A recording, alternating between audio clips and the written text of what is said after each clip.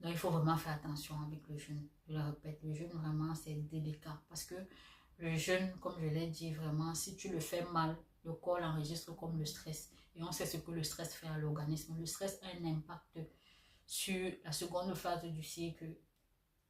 Parce que ça empêche la production, le cortisol en excès dans ton corps empêche la production de progestérone. Ça peut perturber la seconde phase de ton cycle.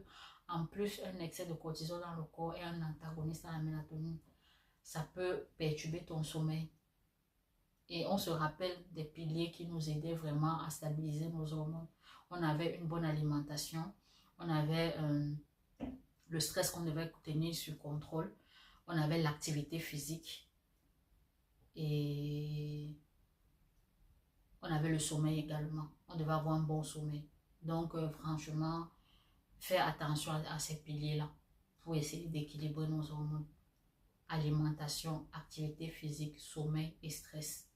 Si tu es stressé, si tu as un excès de cortisol à l'intérieur de l'organisme, tu as un excès, tu as les risques d'avoir un sommeil perturbé. Et tu as un sommeil perturbé, tes hormones seront déséquilibrées. Donc, vraiment, faire attention à cela. Le jeûne, vraiment, apprendre avec les pincettes à écouter les besoins de son corps. Donc, il faut vraiment faire attention avec le jeûne. Je le répète, le jeûne, vraiment, c'est délicat. Parce que le jeûne, comme je l'ai dit, vraiment, si tu le fais mal, le corps l'enregistre comme le stress. Et on sait ce que le stress fait à l'organisme. Le stress a un impact sur la seconde phase du cycle. Parce que ça empêche la production, le cortisol en excès dans ton corps empêche la production de progestérone. Ça peut perturber la seconde phase de ton cycle. En plus, un excès de cortisol dans le corps est un antagoniste à la mélatonine. Ça peut perturber ton sommeil. Et on se rappelle des piliers qui nous aidaient vraiment à stabiliser nos hormones. On avait une bonne alimentation, on avait le stress qu'on devait tenir sur contrôle, on avait l'activité physique et on avait le sommeil également. On devait avoir un bon sommeil.